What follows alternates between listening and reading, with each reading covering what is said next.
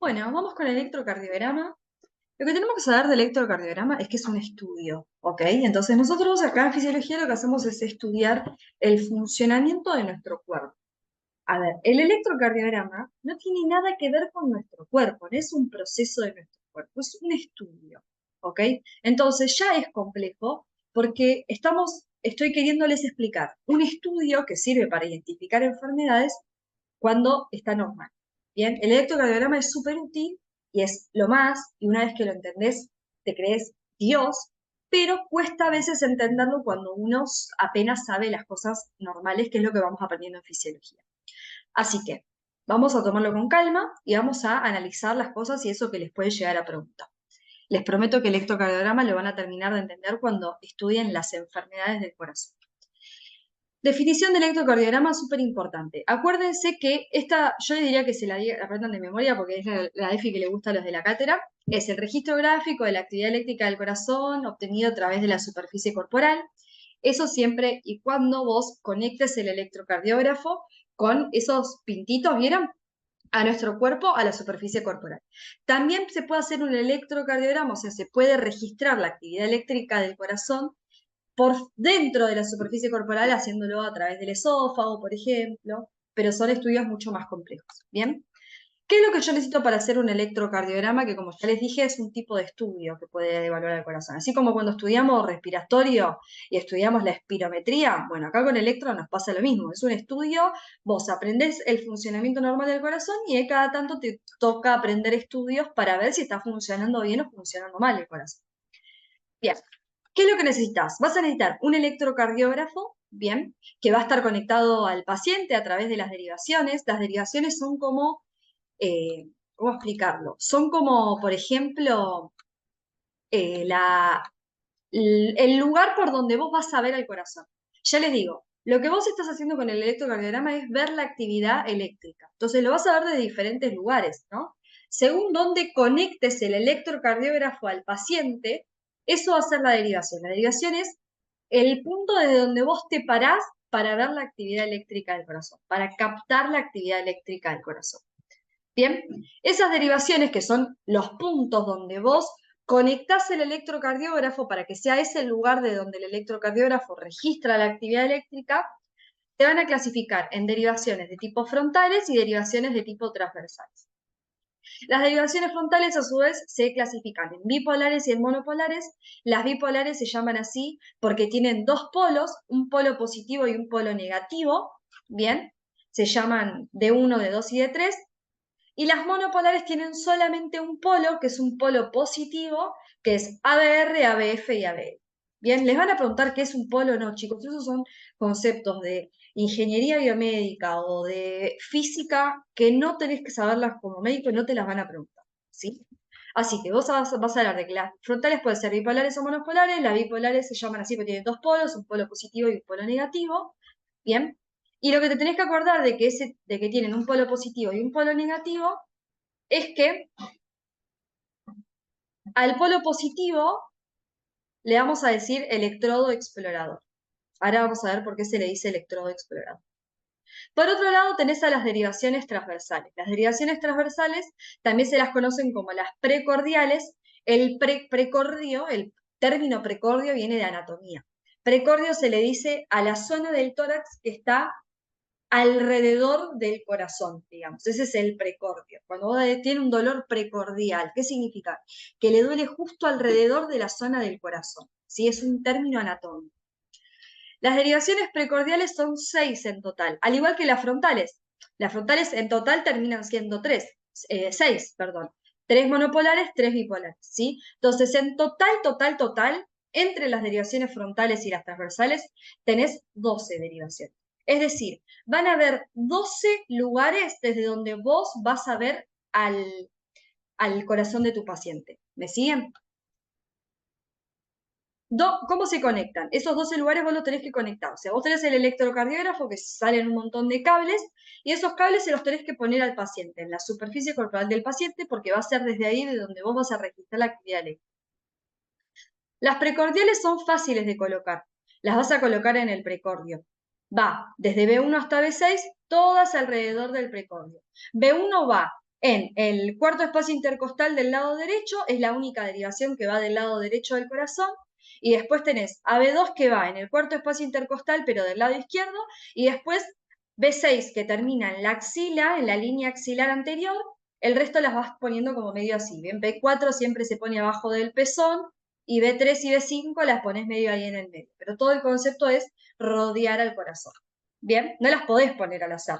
Tenés que saber contar los espacios intercostales, poner B1 en el cuarto. Bueno, es un complejo que seguramente si ustedes tuvieron la oportunidad de ir presencial a un trabajo práctico de fisiología, todos practicaron hacer un electro, y si no tuvieron la oportunidad, van a ser médicos, ya la van a tener, no se preocupen, que no les va a faltar la oportunidad para aprender a conectar un electrocardiograma. Bien. Ahora, las derivaciones frontales, esto que está acá es como poner las precordiales, es fácil, las pones en el precordio, por eso se llaman precordiales y saludos.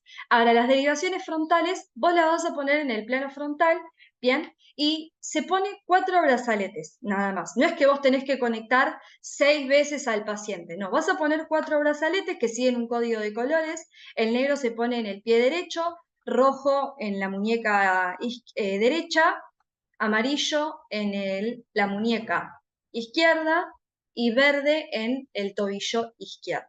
¿Bien? Entonces, poniendo esos cuatro brazaletes van a representar a las derivaciones frontales. ¿Bien? Las derivaciones frontales dijimos que eran tres bipolares, no, paren que con rojo no se ve, acá, tres bipolares que dijimos que eran D1, D2 y D3, y teníamos a su vez a tres monopolares que dijimos que eran ABR, ABL y ABF. Bueno, ¿desde dónde ven cada una al corazón? Bueno, ABR se llama así por right, que es derecho en inglés, ¿sí? ABR va a ver al corazón desde lo que sería el brazo derecho, ¿bien? ABL, left. Left de izquierdo en inglés va a ver al corazón desde el lado izquierdo, ¿bien? Es decir, desde el brazalete amarillo este que va en el brazo izquierdo va a representar a ABL, va a ver al corazón desde el lado izquierdo. El brazalete rojo va a estar representando a ABR y va a ver al corazón desde el lado derecho. ABF se llama F por feet, ¿bien? Que es pies, y va a ver al corazón desde la parte inferior, ¿bien? Perfecto, va a ver al corazón desde el lado inferior. Ahora, ¿qué pasa con D1, D2 y D3, que son las bipolares? Bueno, como dijimos, tenían dos polos, un polo negativo y un polo positivo. Bien, el polo positivo se lo conoce como el electrodo explorador, ¿sí?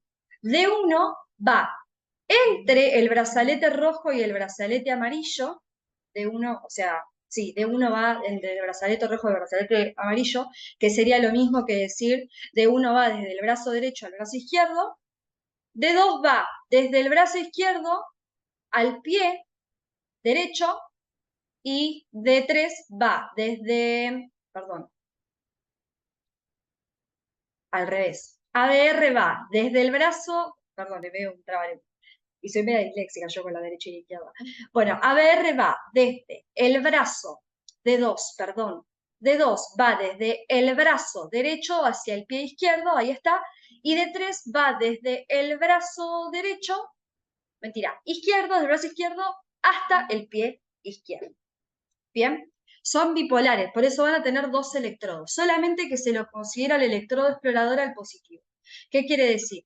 Que en realidad D2, D1 y D3 terminan viendo el corazón donde está el electrodo positivo.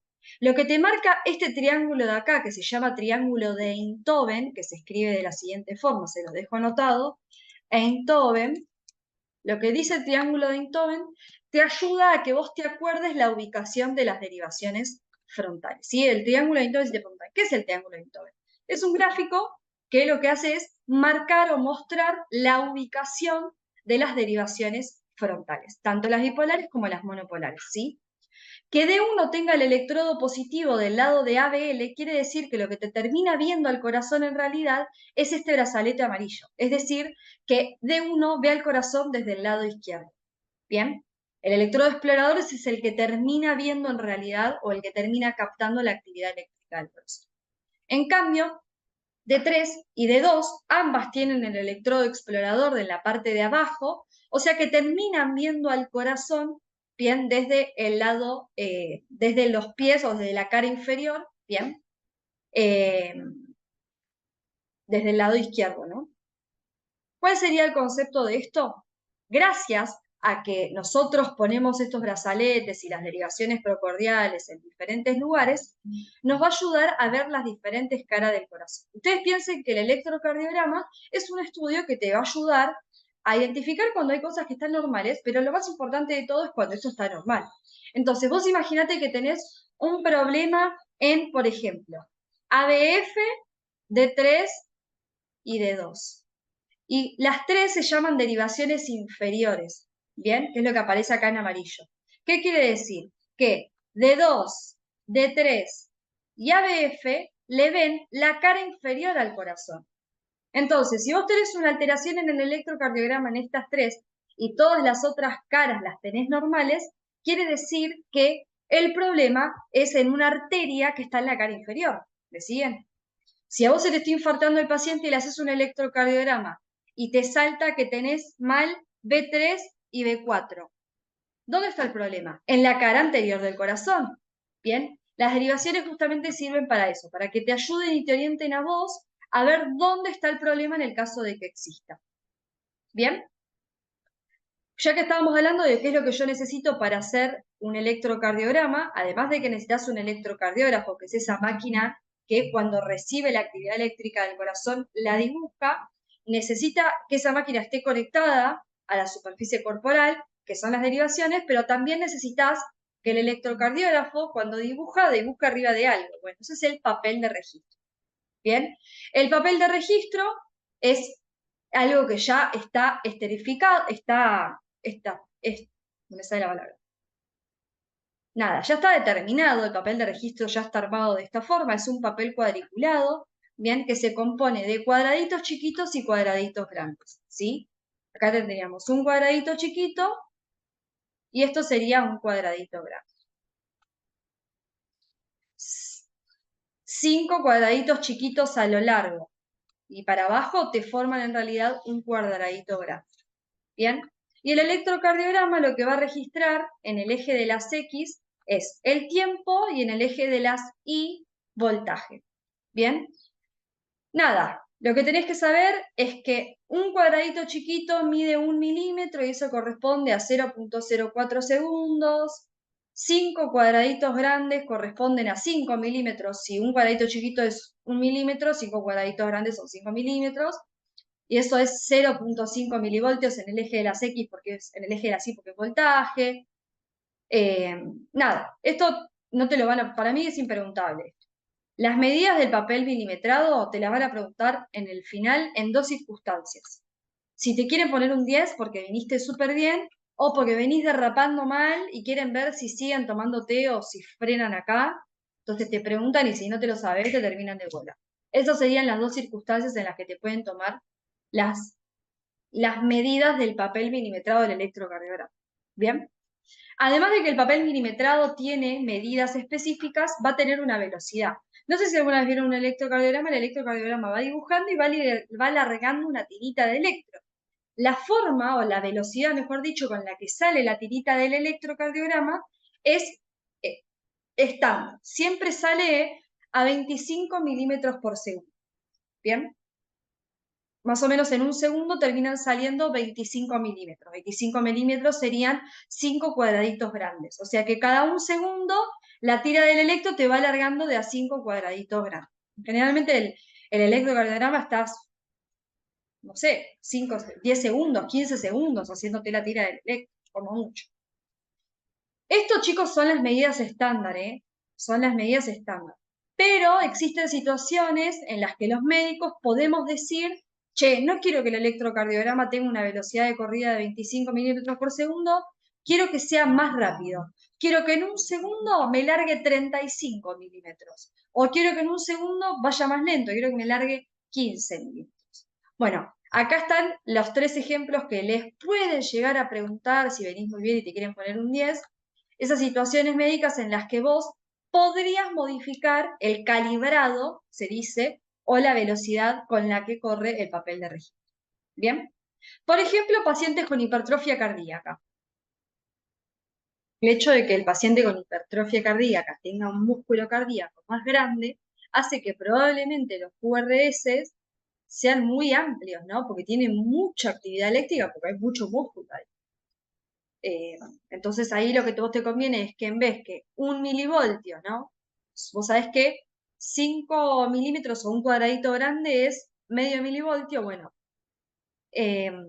2 cuadraditos grandes va a ser 1 milivoltio, a vos te conviene que 1 milivoltio sea 0.5 centímetros en vez de 1 centímetro, o sea, achicás el papel de registro para que la amplitud te vea mejor y no se te escape la onda. Hay pacientes que tienen la hipertrofia tan grande que el papel de registro, que es una cosita flaquita así, les queda chico y no llega a dibujar el electrocardiógrafo. O en pacientes que tienen mucha grasa o tienen líquido en el pericardio porque tienen un derrame pericárdico, se llama, en ese caso la actividad eléctrica para llegar a la superficie corporal le va a costar más, porque tiene o líquido o grasa en el medio. En ese caso lo que te conviene es hacer que la amplitud se vea mucho mejor porque la amplitud va a ser mucho menos grande, o sea, la situación contraria al de paciente con hipertrofia. Y en pacientes que tienen taquiarritmias, quiere decir que tienen aumentada la frecuencia cardíaca y el corazón le late de forma descoordinada, en ese caso lo que te parece, lo que te viene bien es que la velocidad tenga una velocidad de corrida mayor. Porque si corre más rápido, o sea, si el papel de registro corre más rápido, el electrocardiograma, imagínense que cuando hay una taquiarritmia, escribe muy rápido. Entonces, si pasa muy lento, se te empiezan a amontonar las cosas escritas en un solo lugar. Si pasa más rápido, eso se amplía y se dibuja mucho mejor. Bueno, vamos a hablar de un tema muy importante ahora, que es el de los vectores de la despolarización cardíaca. Los vectores lo que hacen son dibujos de flechas, ¿no? Que están representando la dirección o el sentido en el cual se despolarizan las células del corazón. Bien, ustedes saben desde la clase de electrofisiología cardíaca que la despolarización siempre arranca en la parte interna del corazón, o sea, en el endocardio, las células miocárdicas más cercanas al endocardio, pero de la cara interna. Bien, y que el primero en despolarizarse es el nódulo sinusal, que es el marcapaso, porque tenía el PDM menos negativo, ¿se acuerdan de eso de electrofisio? Entonces, lo que hace es empezar a contagiarse, de acá hasta el nódulo aurículo-ventricular. Entonces, si bien el vector sería ese celeste que aparece ahí, ese vector celeste está representando el vector de despolarización auricular. ¿Me siguen? Que tiene ese sentido, porque va todo, si bien se va contagiando todo por todos lados, todo termina yendo en la misma dirección, que es desde la cara interna, desde la cara interna, digamos, superior, más de afuera hacia adentro, el sentido anatómico del nódulo sinusal al nódulo AB. Y entonces se trata de dibujar una sola flecha para representar ese sentido. Entonces, la despolarización de la aurícula, un solo vector que es ese celeste, que tiene una dirección de externo y superior a interno e inferior. En cambio, la despolarización del ventrículo, que dicho sea de paso, el ventrículo tiene mucho más músculo que lo que tiene la aurícula, con un solo vector no alcanza. El vector de despolarización ventricular se representa primero en el vector del tabique, después en el de la punta y después el de las bases. ¿Sí? Eso marca en el sentido, primero viene el estímulo despolarizante, viene del nódulo auriculoventricular, pasa por el haz de His, primero se despolariza el tabique, después se despolariza la punta y después se despolarizan las bases. ¿Sí? Entonces se utilizan 3 vectores para representar toda la despolarización del ventrículo. Y el electrocardiograma, los consensos, o sea, las personas que inventaron el electro, crearon una convención que hace que cuando la derivación ve la punta del vector, va a dibujar la onda en el electro mayoritariamente positiva. Y si el vector le ve la cola, va a dibujar la onda mayoritariamente negativa. ¿Cómo sería esto? Vamos a ver un ejemplo. La onda P, por ejemplo, el electrocardiograma que está representando la despolarización de la aurícula. la onda P, ¿no? Ustedes saben la onda P que representa la despolarización de la aurícula. Si yo dibujo el corazón, vamos a dibujarlo más en el medio, el corazón, ponele que es este. Estas serían las dos aurículas y el ventrículo, ¿no? Vos sabés que el vector de despolarización auricular iba desde el nódulo sinusal al nódulo AB. Iba ahí, ¿no? Bueno, imagínate cómo vos vas a encontrar a la onda P en las derivaciones inferiores, que eran las que veían al corazón desde la cara inferior, que eran de 2, de 3 y ABF eran las tres derivaciones que veían la cara inferior del corazón. Cuando vos vayas a la tira del electro, la tira del electro va a tener 12 lugares donde está cada derivación. Cuando vos vayas a ver D3, D2 y ABF, vos vas a ver que la onda P siempre va a estar positiva o para arriba. ¿Por qué? Porque estos, que son los ojitos que están viendo a ese vector, le ven la punta. Y si yo, ¿qué es lo que dice la convección de electrocardiografía? Dice que si vos ves la punta del vector, vas a dibujar la onda P mayoritariamente positiva.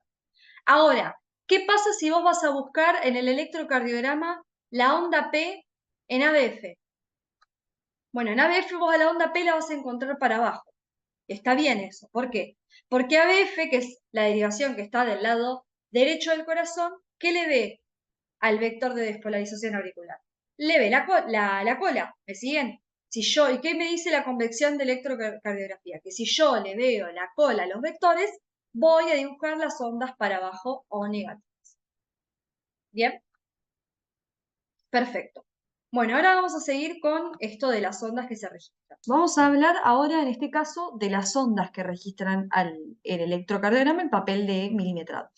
Nosotros ayer hablamos ya de varios conceptos, ¿no? El concepto de derivación, el concepto de vector. Ahora vamos a hablar de un concepto distinto que es el de onda, ¿sí? Básicamente en el electro, cuando yo veo en el papelito dibujadas cositos así, bueno, esas son las ondas del electro.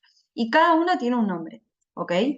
La onda P se llama presistólica porque corresponde a la despolarización auricular, ¿sí? O sea, cuando la aurícula se contrae, es decir, se despolariza, las derivaciones van a captar ese vector de despolarización y van a registrarlo en el papel. ¿Bien? Entonces, la primera onda del electro siempre va a ser la onda P. ¿Bien?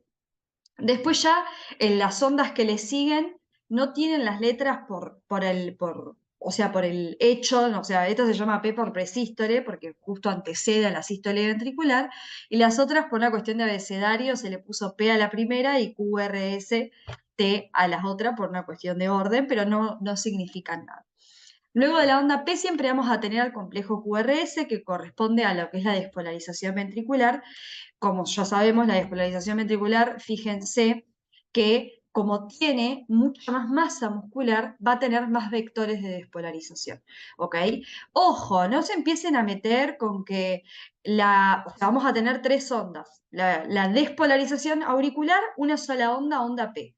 La despolarización ventricular, tres ondas, ¿sí? QRS. Eso quiere decir que la onda Q o sea, se corresponde con el vector del tabique, la onda R con la de la punta. No necesariamente. Eso sería un error, ¿ok?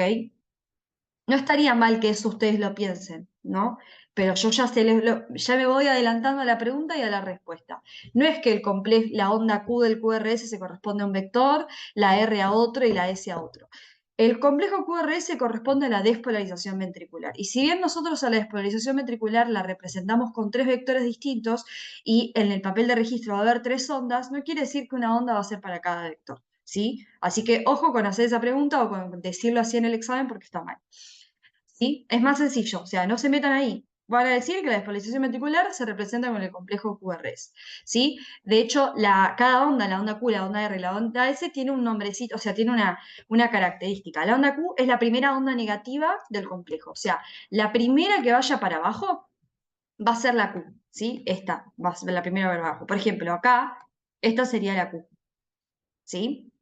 Acá, en D1, fíjense que no hay Q, ¿ok? Eso pasa, ese es el complejo QRS, en vez de ser QRS es complejo RS, porque hay derivaciones que no ven cierta parte del corazón y en vez de hacer una deflexión negativa primero, hacen directamente una deflexión positiva. Y esa deflexión positiva va a ser la onda R.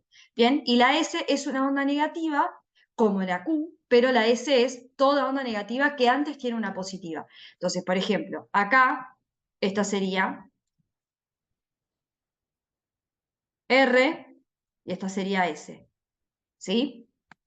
Y acá esto sería Q, esto sería R y esto sería S. Así sería el orden.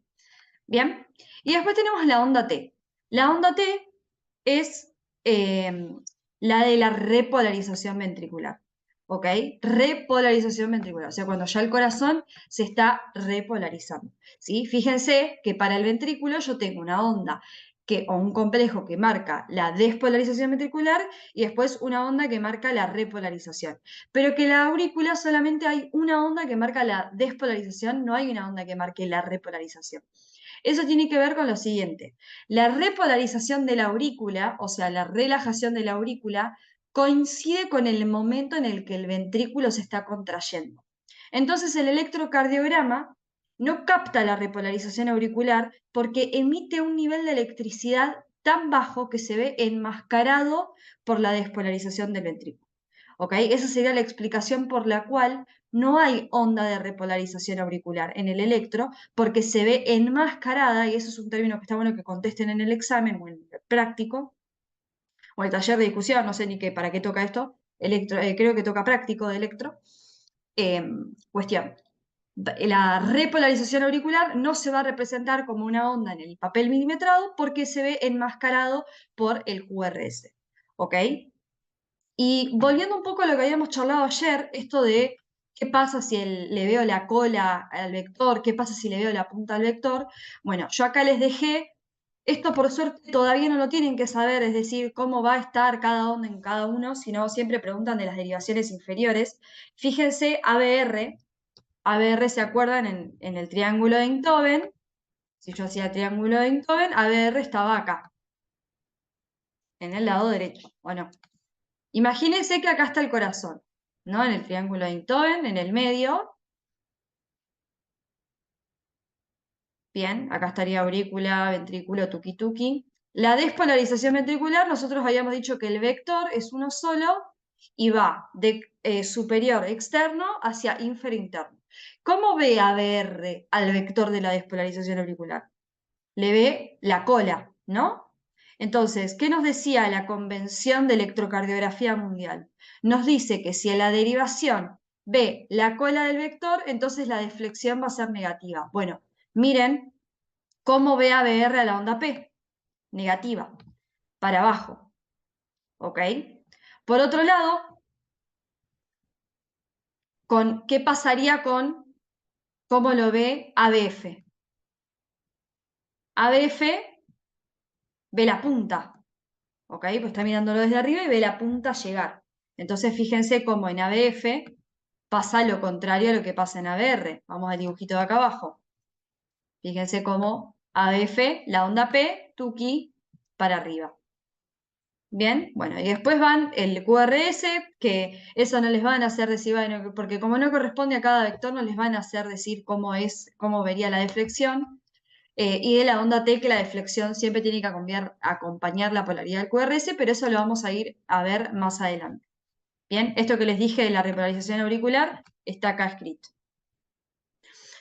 Ya hablamos del concepto de derivación, hablamos del concepto de vector, hablamos del concepto de onda. Ahora vamos a hablar del concepto de segmento e intervalo. ¿Por qué? Porque nosotros en el papel milimetrado del electrocardiograma, además de ver las ondas, decir, bueno, esta es la onda P, este es el QRS, esta es la onda T, vamos a ver espacios entre ondas. ¿Bien? Entonces, acá estaría el segmento, ¿bien? Y acá estaría el intervalo. ¿Sí? ¿Qué diferencia un segmento o un intervalo? El segmento básicamente es un periodo isoeléctrico. O sea, ¿cómo lo voy a tener que ver en el papel milimetrado? Así, tuki, planchado, isoeléctrico, no hay nada ahí. Entonces, de acá a acá va a haber un segmento. Ahora vamos a verlo. ¿Bien? Vamos a encontrar dos segmentos, van a tener el nombre de la onda entre la que se encuentren, por ejemplo, el segmento PQ desde que termina la onda P hasta que comienza el QRS, por eso se llama segmento PQ. Después está el segmento ST, desde que termina el QRS hasta que comienza la onda T, y después tenemos los intervalos, que los intervalos, a diferencia de los segmentos, van a ser lugares de la tira del electrocardiograma en el que van a haber ondas metidas en el medio. Ahora yo se los dibujo y lo van a entender mejor. Pero intervalos hay tres. Tenemos el intervalo PQ, desde que empieza la onda Q hasta que finaliza la onda T, el intervalo PR desde que empieza la onda P hasta que empieza el QRS, y el intervalo RR de un QRS a otro. La mejor forma de entender dónde están los segmentos y los intervalos en el electrocardiograma es marcándolos. Por eso yo acá les dejé un dibujito sencillo de una derivación de las inferiores, ¿no? Que es el de los tatuajes, ¿no? Las derivaciones inferiores, las que ven las puntas de los vectores, suelen dibujar bastante más fácil de analizar el electro. Fíjense que se ve la onda P, la onda Q, porque es la primera negativa, se ve la S, que es la positiva, perdón, la R, que es la positiva, y se ve la S, que es la negativa, después de una positiva. Y se ve la onda T. Pero fíjense que entre ondas hay lugares donde no hay actividad. Entonces, eso va a tener un nombre. La idea es que ustedes me marquen en este dibujo el segmento PQ, el segmento ST y los tres intervalos, ¿sí? Ahora se los voy a dibujar porque como no estamos en vivo, no puedo hacer lo que hago siempre de hacerlos dibujar a ustedes, ¿sí? Así que pausen el video, traten de hacerlo, que yo ahora lo contesto y lo comparan, ¿sí? Pausa, pongan pausa, mierdas, no lo vean. No, inténtenlo hacer solos, que la idea es una actividad para que ustedes practiquen. Más te vale que lo hayas pausado, ¿eh? Bien. Acá tenemos el segmento PQ desde que termina la onda P hasta que comienza el QRS. O sea, el segmento PQ va a ir de acá a acá. ¿Sí? Ahí estaría el segmento PQ. El segmento ST, desde que termina la onda S o el QRS hasta que va a arrancar la onda T. Bien, entonces los segmentos son esos dos, es fácil, ¿sí? Podemos marcarlo de acá a acá y no, porque si yo a este segmento le dejo una onda en el medio, ya no es más un segmento, porque los segmentos son isoeléctricos. ¿Sí? Estos entonces serían los dos segmentos. Ahora, los intervalos, ¿cuáles son? Tenemos el intervalo PQ, que es desde que arranca la onda Q hasta que finaliza la onda T, el intervalo PQ va desde acá, o sea, agarra el QRS hasta que termina la onda T, entonces esto sería intervalo PQ. Después tenemos el intervalo PR, que es desde que empieza la onda P hasta que empieza el QRS, o sea, desde que empieza la onda P hasta que empieza el QRS, ojo ahí, el intervalo PR incluye solamente a la onda P en el medio y al segmento PQ, pero al QRS lo deja fuera. Y el intervalo RR es entre la punta de un QRS y el otro QRS. Ustedes dirán, ¿para qué carajo quiero saber los intervalos? Bueno, porque chicos, hay patologías, hay bloqueos auriculoventriculares, hay arritmias, hay pericarditis, hay infinidad de enfermedades cardiovasculares que viendo yo si un segmento está más corto, más largo, más ancho, más arriba, más abajo, puedo tratar de identificar qué enfermedad tiene el corazón. ¿Sí? La utilidad del electrocardiograma es bellísima, pero en enfermedades. Ustedes ahora solamente tienen que saber lo normal, ¿sí? Por suerte, porque es un quilombo el electrocardiograma patológico. A mí me encanta, pero me llevó muchísimo tratar de manejar el electrocardiograma patológico. Ahora que yo ya sé lo que es una derivación, lo que es un vector, lo que es una onda, lo que es un segmento, lo que es un intervalo, vamos a aprender a un poquito, un poquillo, a leer sistematizadamente un electrocardiograma. ¿Por qué? Porque a vos te van a agarrar así, te van a tirar una tira de electro, no sé, alarmen cuando les pase eso, te va a tirar una tira de electro, ¿sí? Que es un papelito así, larguito, tuki, que te lo van a dar, y vos tenés que arrancar a leerlo, ¿viste? Y como que si vos no llevas un orden para leer ese electrocardiograma, te volvés medio loco, porque no sabes por dónde carajo arrancar, te abatatás, no sabes si ver la morfología de las ondas, cuánto duran las ondas. Bueno, para eso hay un protocolo de lectura. Vos lo podés seguir o no lo podés seguir. Eso va a depender de vos, ¿sí? Yo imagino que cuando un médico ya tiene más cancha, tira el protocolo al carajo y según la clínica de la persona al que yo le hago el electrocardiograma, voy mirando una parte específica del electro. Y fin. Pero nosotros estamos en fisio y tenemos que leer el electro y tenemos que leerlo bien y no nos tenemos que olvidar de nada. Entonces, para no olvidarnos de nada, nos enseñan en la cátedra una lectura sistematizada, es decir, seguí estos pasos para leer el electro, así no te olvidas nada. ¿Bien? Entonces, este sería la lectura sistematizada. Primero vas a mirar el ritmo, ¿bien? Después vas a mirar la frecuencia cardíaca, después vas a mirar la forma y la duración y la secuencia de las ondas, los segmentos y los intervalos, y después vas a calcular el eje eléctrico. Bien, vamos a ir por partes, no se me apresure. Lo primero que dice la lectura sistematizada es mirar el ritmo. ¿Qué significa ritmo? Bueno, el ritmo habla acerca de bueno, justo iba a decir, con el ritmo con el que el corazón late, pero en realidad es así, ¿no? El ritmo nos habla de orden, ¿ok? El corazón tiene que latir con un orden. Entre un latido y un latido, el corazón tiene que ser rítmico, ¿bien? Tú. No puede empezar a ser más rápido, más lento, más fuerte, más abajo, ¿me siguen? Tiene que llevar un ritmo. Ese ritmo puede ser regular o irregular. ¿De qué depende que sea regular? Un ritmo regular es, yo te escucho el corazón durante un minuto y el ruido siempre fue el mismo, ¿no? Tipo, espero que se escuche, si no quedo como una estúpida, pero yo supongo que se escucha. Estoy golpeando la mesa. Eso es un ritmo regular, ¿no? Como que sigue un orden, tiene un ritmo.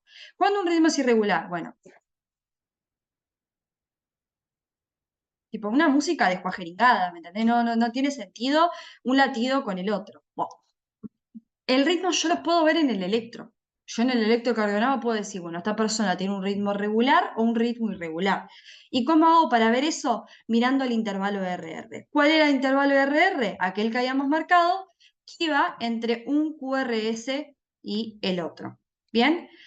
Y para determinar si un ritmo es regular, yo lo que tengo que hacer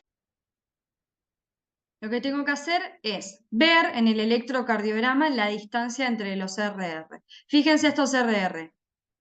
Fíjense. Esta distancia.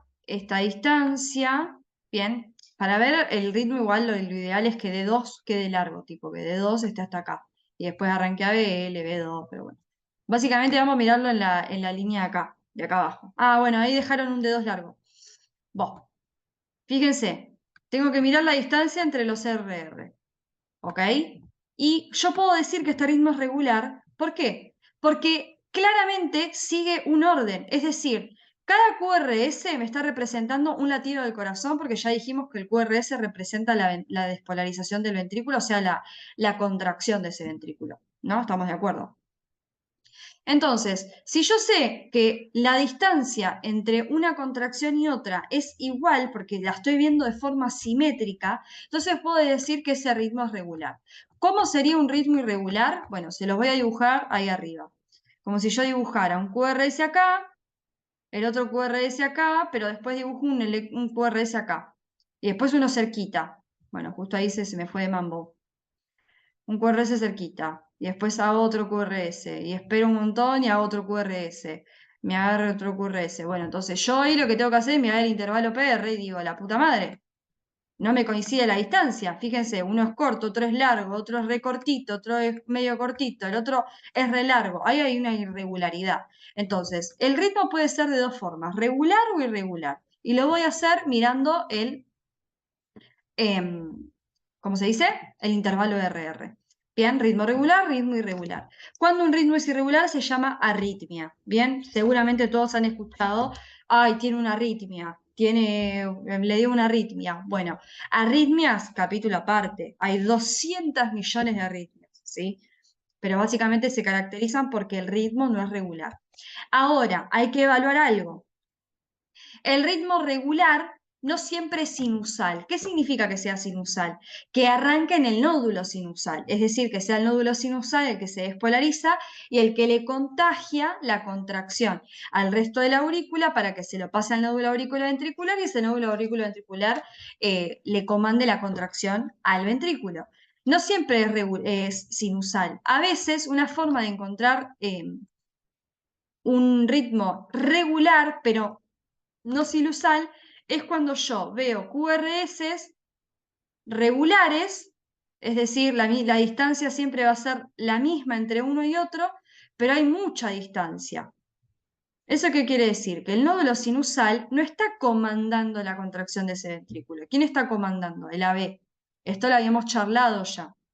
Dijimos que cuando habían enfermedades del nódulo sinusal, el nódulo auriculoventricular también tiene automatismo y puede empezar a comandar la contracción del ventrículo. Entonces, una vez que yo veo si ese ritmo es regular, tengo que ver que sea sinusal. Lo fisiológico es que sea regular y sinusal. Y para eso tengo que ver que la onda P esté antes de cada QRS.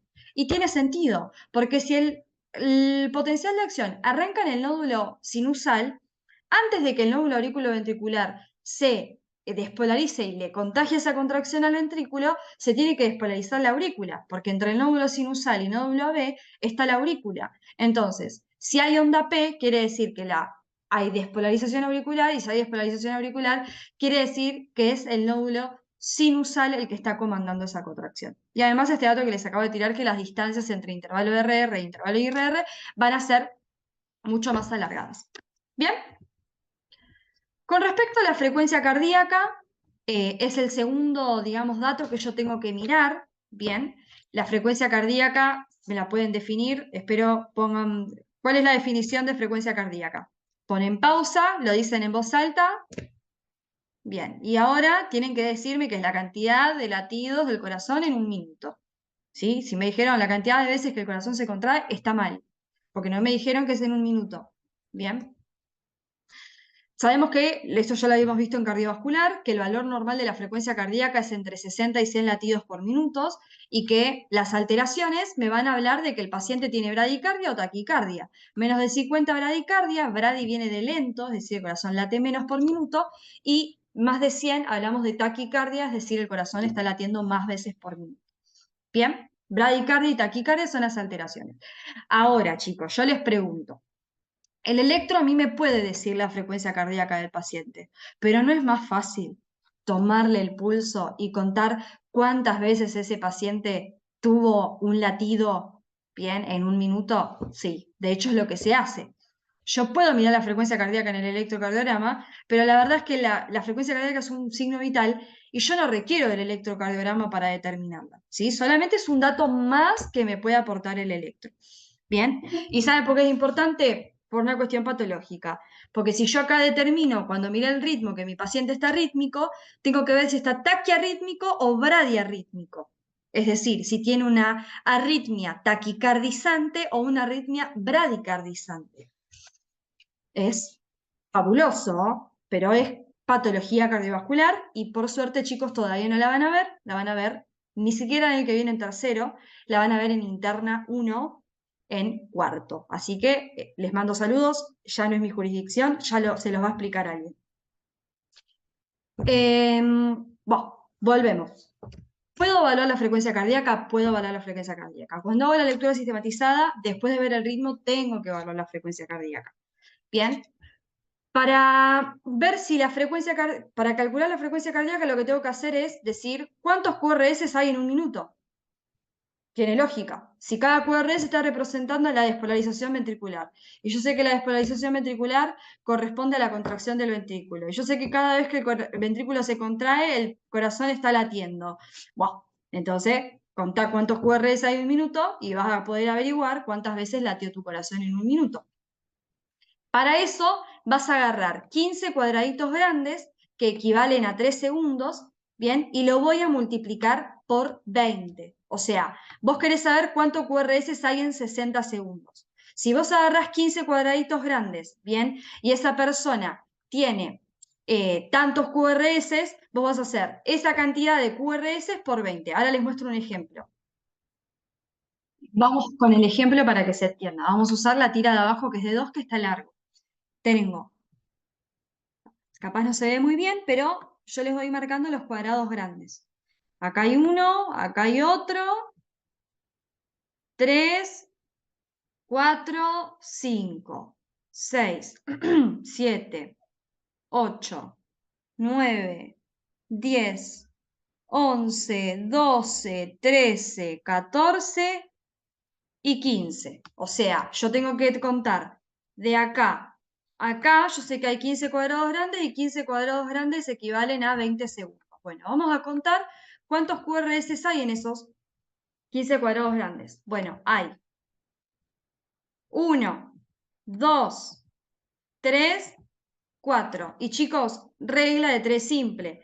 Si en 20 segundos hay 4 QRS, en 60 segundos, ¿cuántos QRS hay? Vamos a hacer 4 por 20. 4 por 20 me da 80. Es decir, esta persona tiene una frecuencia cardíaca de 80 latidos por minuto. Igual está perfecto, ¿por qué? Porque esta persona, este electrocardiograma es un electrocardiograma normal y 80 está dentro del rango normal de frecuencia cardíaca. ¿Bien? Esto sirve cuando el ritmo es regular o el ritmo irregular. Ahora, hay otra técnica que se llama la regla de 300, que es una regla para calcular la frecuencia cardíaca siempre y cuando el ritmo sea regular. Es decir, si vos tenés un electrocardiograma con el ritmo irregular, la regla de 300 no te sirve para poder calcular la frecuencia cardíaca. ¿Bien? Entonces, esta regla de 300 es, hago 300 dividido la cantidad de cuadrados grandes que superan 2 QRS sucesivos. Vamos por el ejemplo. Vamos por el ejemplo. Acá, entre 2 QRS sucesivos hay un cuadrado grande, un cuadrado grande, un cuadrado grande y casi medio cuadrado grande más. Entonces vamos a hacer 300 dividido 3.5. Bueno, la frecuencia cardíaca me da 85. Bien, ni siquiera está 3.5, está casi completo. No siempre coincide exactamente con la regla de 300 y con la regla anterior la frecuencia cardíaca. Bien, capaz que uno te da 80, otro te da 85, otro te da 90, otro te da 92, pero no importa, porque estamos dentro del rango normal y es más o menos para decir, ¿está taquicárdico o no está taquicárdico? ¿Está bradicárdico o no está bradicárdico? Eso sería lo ideal. Y siempre, por supuesto, comparándolo, como ya les digo, con cómo me da ese signo vital con otro método que es el manual. ¿Sí? Esto capaz que se los preguntan. ¿Qué es la regla de 300? Bueno, es un método para calcular la frecuencia cardíaca en el electrocardiograma. ¿Sí? La realidad es que, chicos, electro se lo tienen que aprender teórico. ¿Sí? No les van a llevar una tira de electro al examen. En el práctico sí van a analizar tiras de electro. En el examen nadie les va a llevar una tira de electro para que analicen, solo se tienen que aprender lo que a mí el electrocardiograma me puede brindar de forma teórica. ¿Sí? Bueno, vamos a seguir con la forma, la duración y la secuencia de las ondas y los intervalos, que es lo tercero que yo tengo que mirar en el electrocardiograma. Veo el ritmo, veo la frecuencia cardíaca y ahora voy a ver que las ondas, los segmentos y los intervalos estén bien, tratando de estar alerta ante alguna alteración. Tengo un QRS muy grande, tengo una onda P que no está, tengo un intervalo PQ alargado. ¿Me siguen? Eso sería el objetivo del tercer paso de la lectura sistematizada. Estar atento ante alteraciones. ¿Bien? Así que yo les voy a explicar cómo tengo que ver cada onda, cómo tengo que ver cada segmento, cuánto tiene que durar cada segmento y cada tanto les puse un cuadrito de ValueDoc de ejemplos donde hay alteraciones. ¿Sí? Vamos a ir con eso. Perfecto. Vamos con la forma de la duración y secuencia de ondas, segmentos e intervalos. Con respecto a la onda P, yo les dejé anotadas las medidas, pero por una cuestión para que ya les quede el resumen y para que cuando el año que viene las tengan que saber sí o sí, las tengan a mano. La realidad es que eso sería una pregunta jodida de examen, capaz para promoción, y ni siquiera les diría que les pregunten las medidas exactas de las ondas. Sí les pueden preguntar las características. Por ejemplo, deflexión positiva o deflexión negativa de la onda P, según si está eliminándola de ABF o de ABR. Esa pregunta puede ser, porque ahí tienen ustedes que razonar los principios básicos de electrocardiografía. ¿Pero cuánto mide? No, no tanto. Y el hecho de que su presencia indicaba ritmo sinusal. Porque si yo tengo onda P, quiere decir que el nódulo sinusal se está despolarizando y está transmitiendo todo eso a las células de la aurícula. ¿Sí? Lo que ya dijimos. Con respecto al QRS, la altura, que siempre la voy a ver en la onda R, que es esa positiva que se va para arriba, tiene que ser igual o menor 25 milímetros máximo en las precordiales, dura menos de 0.11 segundos. Las medidas lo mismo, ¿sí? Las medidas, si se las quieren aprender, allá ustedes. Yo les diría que ni los que van por promoción se las aprendan si es que les cuesta entenderlas. Acá lo que les hago es una salvedad, y esto sí lo pueden llegar a charlar. No creo que en los exámenes, pero sí a lo mejor en el trabajo práctico, de qué es lo que pasa cuando el QRS está ancho. Un QRS ancho, ¿qué quiere decir? Que el ventrículo tiene una sístole más prolongada, ¿no? O sea, o tarda más en despolarizarse. ¿Qué es lo que está pasando? Bueno, Que el QRS esté ancho puede indicar un bloqueo de rama. Bloqueo de rama, de rama de GIS, ¿no? De rama de GIS derecha o izquierda. Entonces, hay una despolarización, pero claramente la conducción por una de las dos ramas cuesta que pase. Entonces, el bloqueo de rama puede ser de rama derecha o de rama izquierda. Fíjate, el de rama derecha lo voy a ver mejor de B1. Y sí, B1 era una derivación precordial que se ponía del lado derecho del corazón, entonces la va a ver mejor. Se acompaña de un eje desviado a la derecha, que ya vamos a ver el concepto de eje eléctrico y desviaciones, y ahí les puse ejemplos de enfermedades que pueden aparecer. Y después una desviación de izquierda, lo voy a ver mejor en B5 y B6, que son las precordiales más del lado izquierdo. Vamos a tener el eje desviado a la izquierda, ya vamos a ver qué significa que el eje esté desviado a la izquierda. Pues si le llegan a preguntar, ¿saben lo que es un bloqueo de rama? Bueno, el bloqueo de rama es una enfermedad o un fenómeno en donde una de las dos ramas de GIS, la derecha o izquierda, tarda o directamente no conduce la electricidad a ese lado del ventrículo. Entonces eso va a conllevar que el QRS se ponga más ancho, porque la despolarización va a ser más costosa. Después la onda T corresponde a la repolarización del ventrículo, bien, ya lo habíamos visto, tiene que ser asimétrica. ¿Eso qué quiere decir? Que siempre que yo la vea, esto es refin igual, ¿eh? Esto nos dice la teoría, y capaz que viendo una tira de electro ver esto es más complicado. Asimétrica quiere decir que tiene que subir lento y bajar rápido. Es decir, tiene que quedar como media así, media triangular, ¿ok? Subir lento, descenso rápido.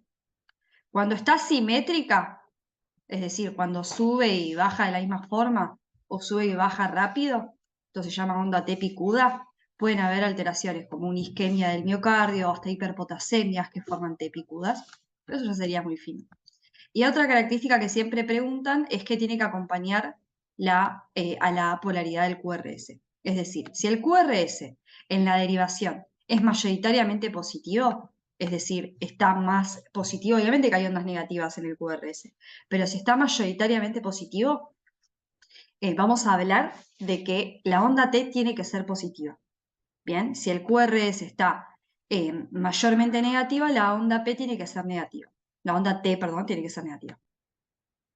Esto se ve acá, fíjense, este QRS es mayoritariamente negativo, fíjense la onda T para abajo. Este QRS es mayoritariamente positivo, o más o menos igual, pero bueno, no importa. En los lugares donde se ve bien la diferencia, fíjense de dos. Mayoritariamente positivo, QRS claramente positivo, ¿no? Eso tiene que ver por una cuestión de que cuando hay una inversión de la onda T, es decir, el QRS está mayoritariamente positivo y la onda T está para el otro lado, ese trastorno en la repolarización nos está hablando de que hay una isquemia en el corazón, es decir, le está costando que le llegue sangre.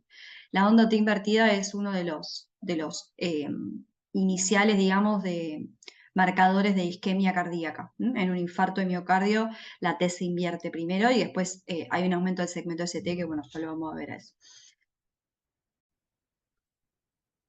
Ahora, la pregunta es, ¿por qué? Porque si el QRS es mayoritariamente positivo, la onda T va a tener que ser mayoritariamente positivo o al revés.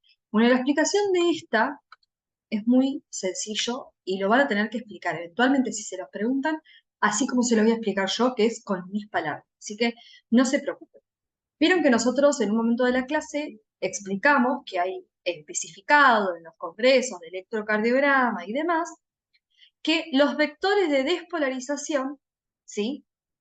Si vos, un vector de despolarización, si vos le ves la cola, vas a dibujar la deflexión mayoritariamente negativa, y si vos le ves la punta, vas a dibujar la deflexión mayoritariamente positiva, ¿no? Eso, ¿se acuerdan que lo habíamos visto en un momento?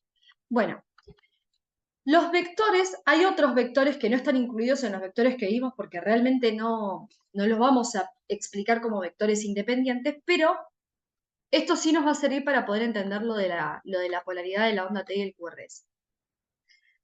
Así como existen vectores que indican el sentido de la despolarización, por ejemplo, la despolarización auricular y los tres vectores de la despolarización ventricular, existen vectores de repolarización. Pero es muy diferente lo de la polaridad positiva o negativa cuando los vectores son de repolarización. Cuando un vector es de repolarización, si yo le veo la cola, voy a dibujar la onda mayoritariamente positiva y si le veo la punta voy a dibujar la onda mayoritariamente negativa. O sea, al revés de como lo harías en un vector de despolarización. Entonces el concepto es el siguiente, ¿no? El QRS tiene que acompañar mayoritariamente la polaridad de la onda T, ¿no? ¿Cómo sería? Bueno, porque si ese vector, ¿no?, dibujó el QRS mayoritariamente positivo, quería decir que estaba viéndole, vamos a poner un ejemplo de que el vector este está acá, el vector le voy a dibujar el ojito, ve la derivación, perdón, la derivación, el que sería el ojito, ve la cola, perdón, la cola no, la punta del vector de despolarización. Entonces lo voy a dibujar mayoritariamente positivo, como lo dice el Congreso. La repolarización, nosotros sabemos, desde las clases de electrofisiología cardíaca, que tiene el sentido contrario a la despolarización. ¿Se acuerdan del concepto de heterogeneidad transmural que vimos en la clase de electrofisiología? Que dijimos que las células miocárdicas más cercanas al epicardio tenían mucha más expresión de canales de potasio que hacían que se repolarice la célula desde el epicardio hacia el endocardio. En cambio, la despolarización, como todos el nódulo sinusal está en la cara interna, empieza a contagiar la despolarización desde adentro del corazón hacia afuera. O sea, la despolarización va de endo a epi y la repolarización va de epi a endo. Entonces, si volvemos al electrocardiograma ahora. Si la derivación a la despolarización del ventrículo, que ya sabemos que es el QRS, le veo la punta, la voy a dibujar mayoritariamente positiva. Ahora, si la derivación ve la cola del vector, como es un vector de repolarización, cuando le ve la cola también tiene que dibujarlo mayoritariamente positivo.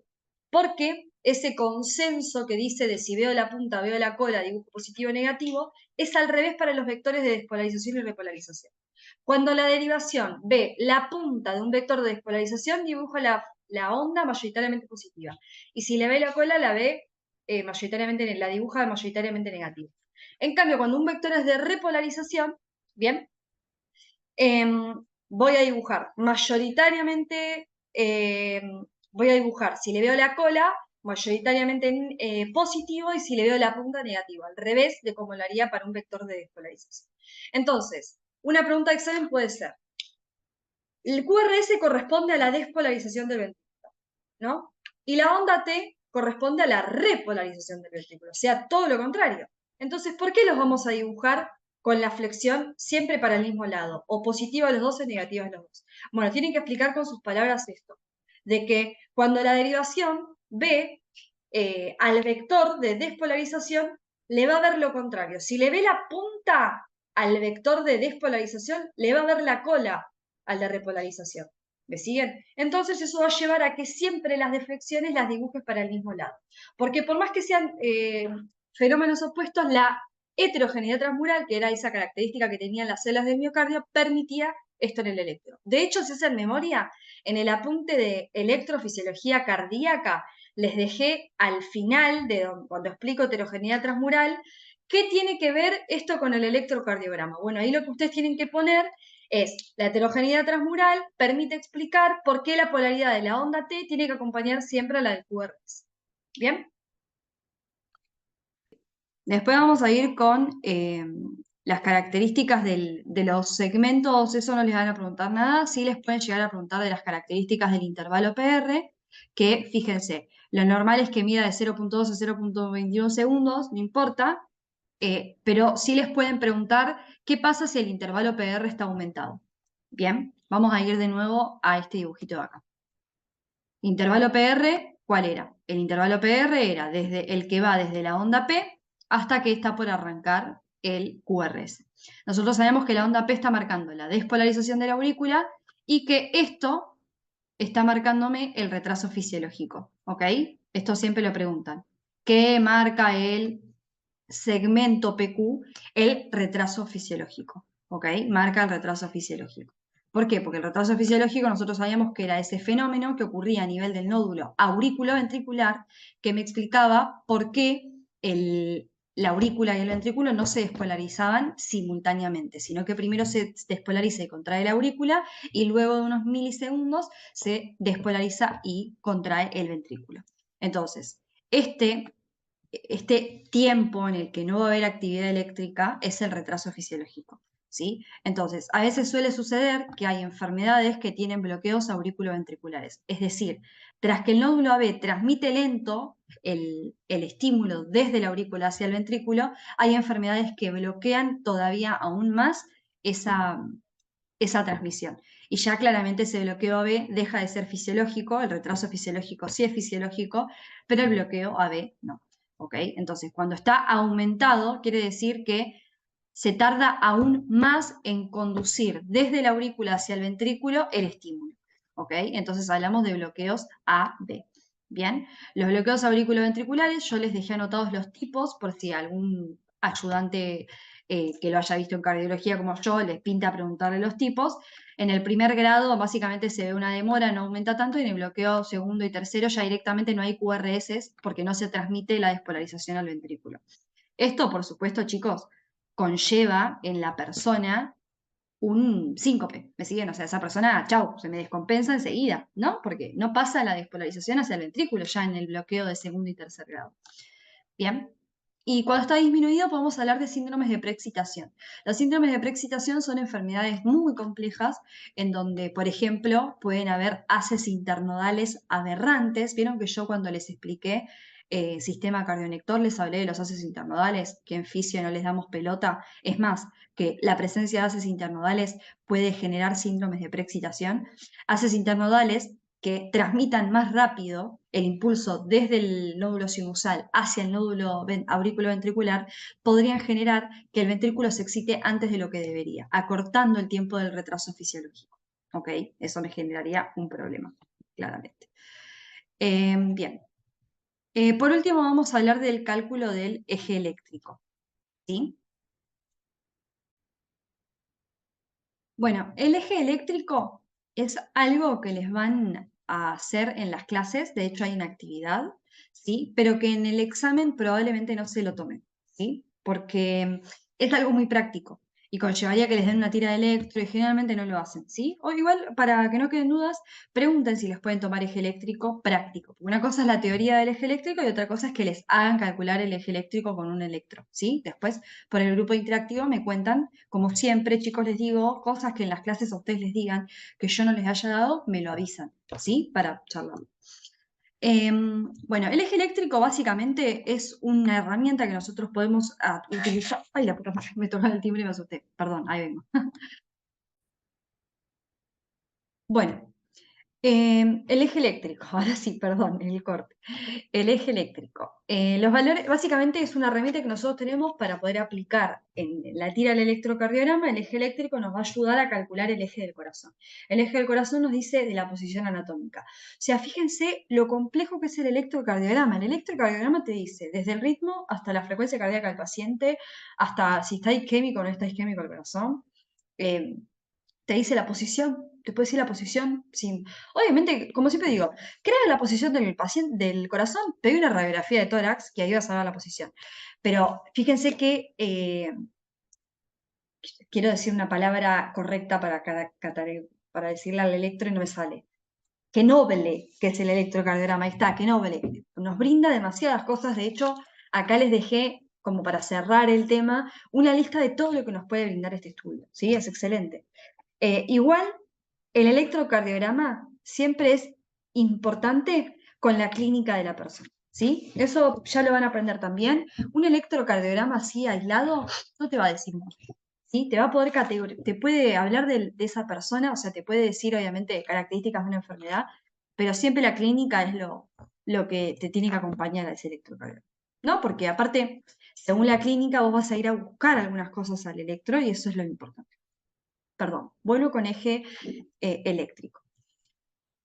Para calcular el eje eléctrico vamos a usar el sistema exactal, que como dice acá, consiste en hacer líneas por cada derivación frontal, cruzando todas en un solo punto, alternando las unipolares con las bipolares, ¿sí? Acá les dejé el gráfico de, ¿cómo se dice? De Einthoven, el triángulo de Einthoven, que se acuerdan que tenías a de 2 así, a de perdón, a de 3 así, a de 2 así y a de 1 así.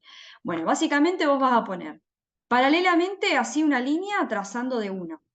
Después vas a poner a ABF, ¿sí? Y después vas a ir formando cada línea. Por ejemplo, esta estaría representando a D3, esta estaría representando a D2, esta estaría representando a BL y esta estaría representando a BF, ¿sí? Vas a alternar unipolares con bipolares, claramente dejando de lado a las precordiales, ¿sí? Solamente estamos usando las unipolares y las bipolares, o sea, solo 6, no las 12 derivaciones. Y vamos a ir poniendo el nombre claramente. Fíjense que el nombre de la derivación bipolar lo voy a poner del lado del electrodo explorador, que es el positivo, ¿se acuerdan? Lo voy a poner de ese lado y le voy a poner grados. Voy a ir, o sea, una vez que tracé todas las líneas, pongo 0, 30, más 60, más 90, más 120, más 150, 180 grados y después pego la vuelta para de nuevo llegar a 0. ¿Bien? Entonces, para calcular el eje eléctrico, yo lo que tengo que hacer es, voy a tomar dos derivaciones, bien, dos derivaciones que tienen que ser sí o sí paralelas. Siempre se va a usar a D1 y a AF, ¿por qué? Porque D1 va así, y AF va así, y se cortan de forma paralela. Podría mirar el eje eléctrico, por ejemplo, en D2 y en, por ejemplo, ABL, que sería su paralela, pero la realidad es que siempre que le hagan calcular esto va a ser en D1 y ABF porque se corta, ¿sí? Entonces, yo lo voy a calcular en D1 y en ABF. Con este sistema dibujado, lo que voy a hacer es mirar el electrocardiograma y voy a ir a ver el QRS. En D1, el QRS y en ABF siempre tienen que ser mayoritariamente positivos. ¿Ok? Eso es lo normal. Pero ustedes van a ver en el práctico que les van a poner electrocardiogramas con D1 y ABFs alterados, o sea, unos mayoritariamente negativos, otros mayoritariamente positivos. Ustedes lo que tienen que hacer es trazo el electro, tuki, tuki, bien, y voy a ir a mirar a D1. Bien, voy a mirar a D1 y me van a formar, fíjense que es como que se forma un círculo. Los círculos que correspondan a D1 pueden ser este que sería el más derecho o este que sería el más izquierdo. ¿Sí? Si vos ves que D1, en D1, mejor dicho, el QRS está mayoritariamente positivo, vas a pintar el hemicírculo del lado derecho. Y si vos ves que en D1 está mayoritariamente negativo el QRS, vas a pintar el hemicírculo del lado izquierdo. En cambio, en ABF, vos lo que vas a hacer es mirar el QRS, si está mayoritariamente negativo vas a pintar el hemicírculo superior y si está mayoritariamente positivo vas a pintar el hemicírculo inferior. ¿Bien? Lo normal que es que tanto en D1 como en ABF esté, ¿cómo se dice? Mayoritariamente positivo. Entonces a vos te va a terminar quedando pintado el hemicírculo más derecho y el hemicírculo inferior. Y fíjense que este va a ser como el triángulo de la pizza que queda doblemente pintado cuando vos terminaste de ver el QRS tanto en ABF como en D1. Entonces el eje eléctrico va a ser ese en el que se superponga lo que vos terminaste pintando en los hemicírculos. Por lo tanto, yo voy a decir que el eje eléctrico del corazón cuando el D1 y ABF estén mayoritariamente positivos, va a estar entre 0 y 90. De hecho, 0 y 90 son el eje eléctrico normal. Es como que el corazón está más tirando para la izquierda y para abajo, ¿no? Eso es lo que quiere mostrar. Vamos a ver que el eje se puede desplazar a la derecha, se puede desplazar a la izquierda, puede estar entre 0 y menos 30, entre menos 90 y 0, puede cambiar, ¿sí? Esto que yo les acabo de explicar es la teoría de cómo se calcula el eje eléctrico. ¿Ok? Ustedes en la clase, a esto como van a tener una tira de electro y van a tener un ayudante que les muestre, qué sé yo, van a practicar cómo se pinta. ¿Sí? Pero básicamente en el examen si les preguntan eje eléctrico, que no creo porque no suele ser muy preguntado, les van a decir esto, ¿no? Más o menos que vos cuentes con tus palabras cómo se calcularía, ¿no? Es complejo, pero lo tienen que contar con sus palabras, así que no se presionen. ¿Ok? Y aparte ya les digo, en el trabajo práctico van a ver mejor cómo se calcula el eje eléctrico, ¿sí? Capaz que hasta se los hacen achicar, eso ya lo van a ver en el práctico, pues ya les digo, no lo va a tomar el parcial, así que ni se los voy a explicar. Y también les pueden hacer calcular vectores. Es decir, esto que yo les expliqué hoy de que yo le veo la punta a la cola, capaz que les dicen en un ejercicio del examen, te dice, suponete que vos tenés un vector que está entre, no sé, menos 120 y más 60 grados, ¿no? Perfecto. Entonces tendríamos que dibujar un vector imaginario acá. Y te preguntan, ¿cómo se vería la onda de ese vector en ABF? Bueno, vos tenés que decir positiva, porque le va a ver la punta, ¿no? Y eso lo van a ir viendo en el práctico. Ya les digo, eso en el parcial no te lo hacen hacer, así que no se preocupen, ¿sí? Bueno, y acá me estoy dando cuenta que me falta algo que es la relación entre electrofisiología y electrocardiograma. Así que se los voy a sumar, es una listita de cosas para que ustedes se acuerden de los fenómenos, porque siempre preguntan a qué corresponde el segmento PQ, al retraso fisiológico, también les van a hacer ubicar, eh, ¿cómo sería? Les van a hacer ubicar la meseta, la fase 2 del ventrículo, eso ya ahora se los dejo escrito ahí a un costado si se lo aprenden, ¿sí? Y nada, espero que les haya gustado.